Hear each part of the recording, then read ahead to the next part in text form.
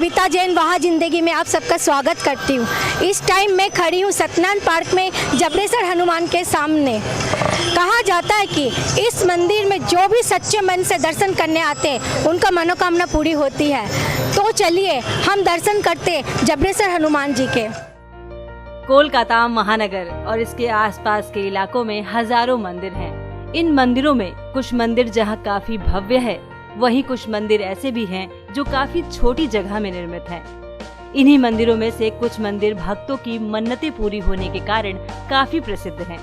और इन्हीं में से एक मंदिर है बड़ा बाजार के सत्यनारायण एसी मार्केट के सामने स्थित एक प्राचीन मंदिर जिसका नाम है जबरेश्वर हनुमान मंदिर। आइए आज इस मंदिर के दर्शन करते हैं और साथ ही साथ हम जानेंगे इस मंदिर का इतिहास और इतनी बड़ी संख्या में जो श्रद्धालु आते हैं उसका क्या कारण है।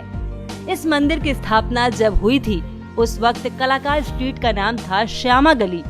बताया जाता है कि उस वक्त छोटी सी सड़क थी जिस पर ज्यादातर बैलगाड़ियां चलती थी और काफी दूर दूर पर बिजली के बल्ब लगाए गए थे।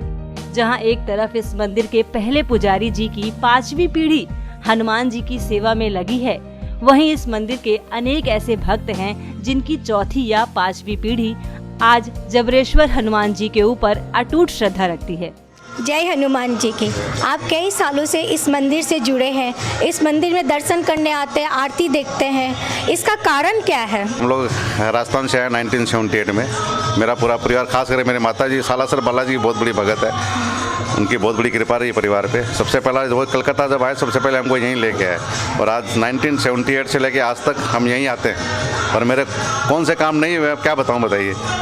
सब काम ही हुए हैं, रुके हुए काम है, नए काम है।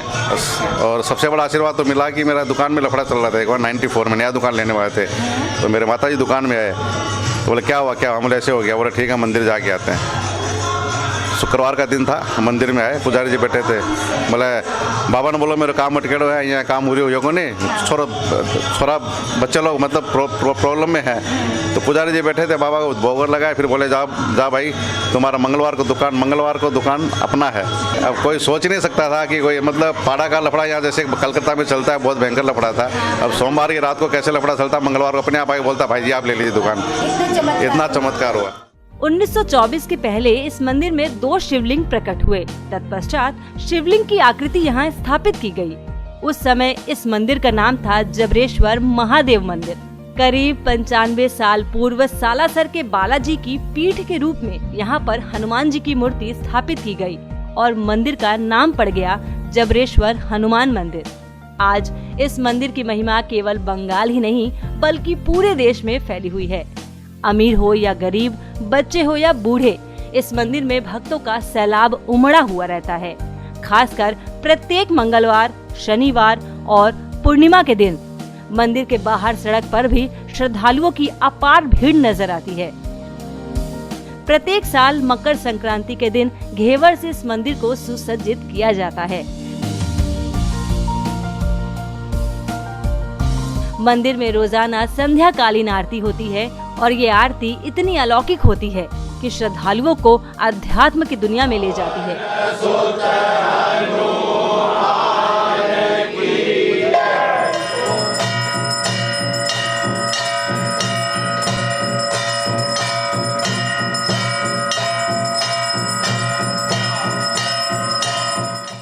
ये मंदिर काफ़ी प्रसिद्ध है, आप इस मंदिर का इतिहास बताइए। 5 पीढ़ी इस मंदिर में हम लोगों को सेवा करते हुए होगी कि जिस टाइम में ये मंदिर की स्थापना हुई उस टाइम में हमारे दादाजी यहाँ पर पूजा करते थे।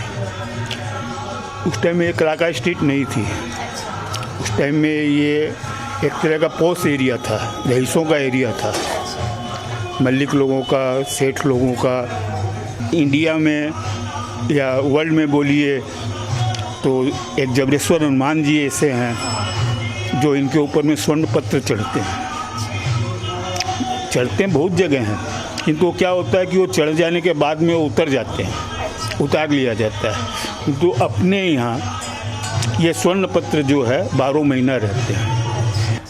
कई परिवार ऐसे हैं जो 3 पीढ़ी, 4 पीढ़ी, 5 पीढ़ी से आ रहे हैं। 4 पीढ़ी को तो मैं देख चुका हूँ। ये शिवलिंग जो है यहाँ पे प्रकट हुआ ये दो बाद में स्थापित हुए। तो पुराना नाम तो उस टाइम में मंदिर का द्वार भी जो था इधर में था। ये तो बाद में कलाकार स्ट्रीट बनने के बाद में ये मंदिर का द्वार बना इधर में। आज हम लोग 4 भाई हैं, चारों भाई सेवा करते हैं। सबसे बड़े हम हैं, हमारे बाद नरेश है, नरेश के बाद में विजय लाल जी है, उसके बाद अमित है।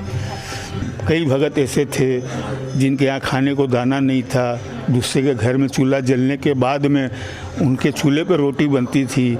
आज वो अरबों खरबों में खेल रहे हैं। ये भी 82 से 81 से आ रहे हैं।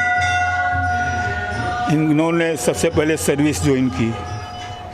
सर्विस ज्वाइन कर के बाबा के दर्शन करने के लिए आए।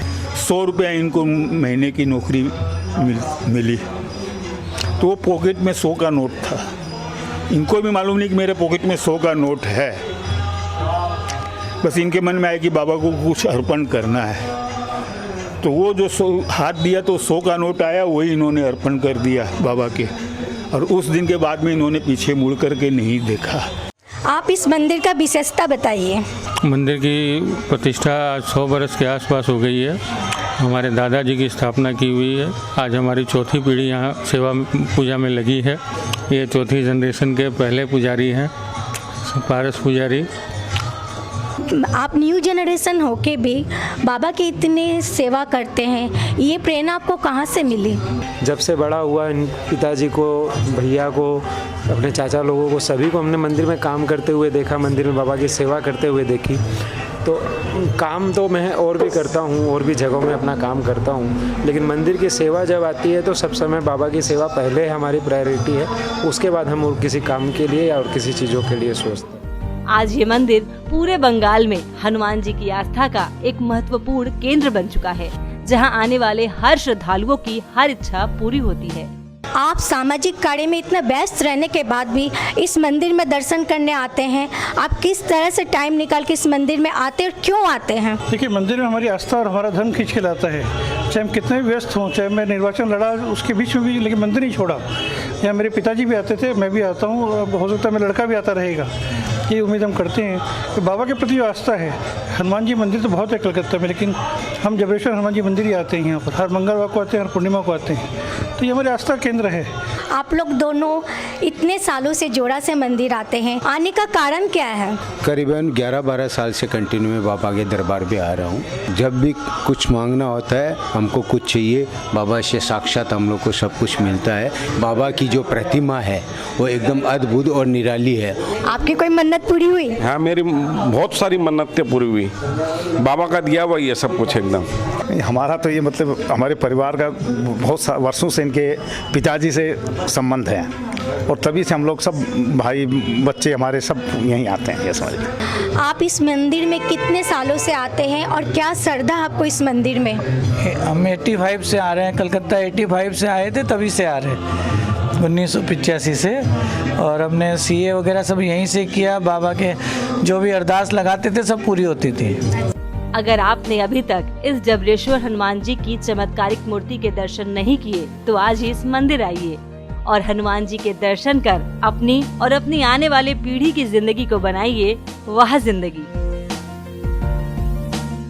तो हमने दर्शन किए सत्यनारायण पार्क के सामने जबरेश्वर हनुमान मंदिर के। यहाँ पे आके मेरे को भी अद्भुत शांति मिली। मैं हनुमान जी से यही प्रार्थना करूँगी कि सबकी ज़िंदगी बने वहाँ ज़िंदगी।